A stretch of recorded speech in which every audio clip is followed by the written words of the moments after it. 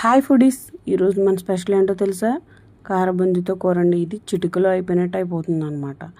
ఇది మా గోదావరి సైడు చాలా స్పీడ్గా చేసేసుకుంటాం. ఏమైనా కర్రీ లేనప్పుడు తిని ఒకసారి ట్రై చేయండి, చాలా బాగుంటుంది. దీనికోసం ఫస్ట్ మనం కారబుంది ఎలాగో తెచ్చుకుంటాం కదా. కారబుంది తెచ్చుకుని ఫస్ట్ ఉల్లిపాయ ముక్కలు అవి ఎలాగో కొయ్యాలి. చిన్న చిన్న ఉల్లిపాయ ముక్కలు కోసుకుని దాంట్లో కొంచెం కరివేపాకు, పచ్చిమిర్చి, ఉల్లిపాయ ముక్కలు వేసేసుకుని వాటిని బాగా వేపండి. అల్లం వెల్లుల్లి పేస్ట్ కూడా వేయండి. బాగా వేగిన తర్వాత పసుపు కూడా వేసి వేపండి. బాగా ఉల్లిపాయ ముక్కలు మాత్రం కొంచెం మెత్తగా గోల్డెన్ బ్రౌన్ కలర్ రావాలి, బాగా వేగాలన్నమాట. అలా వేగిన తర్వాత మనం దాంట్లో కొంచెం కారం, కొంచెం ఉప్పు వేసుకుని మళ్ళీ మగ్గనివ్వాలి. బాగా మగ్గనివ్వండి. ఈ కూర చాలా చాలా ఫాస్ట్గా అయిపోద్దండి. టేస్ట్ కూడా చాలా బాగుంటుంది. దీంట్లో కాజు వేసుకుంటే ఇంకా బాగుంటుంది.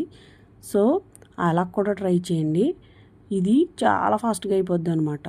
ఆ తర్వాత కారం వేసేసిన తర్వాత బాగా వేపుకోండి. కుదిరితే మీకు చికెన్ మసాలా ఏమైనా మీకు కొంచెం స్పైసీగా కావాలి అనుకుంటే అది కూడా యాడ్ చేసుకోవచ్చు. కానీ నాకు ఒరిజినల్ ఫ్లేవర్ ఇష్టం కాబట్టి నేను అలాగే చేశాను. ఉల్లిపాయలు బాగా వేగిన తర్వాత కొంచెం వాటర్ పోయండి.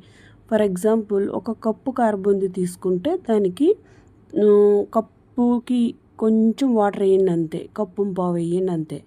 వేసిన తర్వాత ఆ నీళ్లు మరిగాక కారబుంది వేసేయండి. అందులో వేసిన తర్వాత ఆ వాటరు ఎగిరిపోవాలన్నమాట. అలా అని ఎక్కువ వాటర్ ఇస్తే మెత్తగా అయిపోద్దండి. ఆల్రెడీ కారబుందులో ఉప్పు కారం ఉంటుంది కాబట్టి వాటిని అడ్జస్ట్ చేసుకోండి. కారబుంది కూడా రెడీ అయిపోతుందండి. అయితే ఇది చపాతీలోకి కూడా చాలా బాగుంటుంది. ట్రై చేయండి. Please subscribe. Thank you.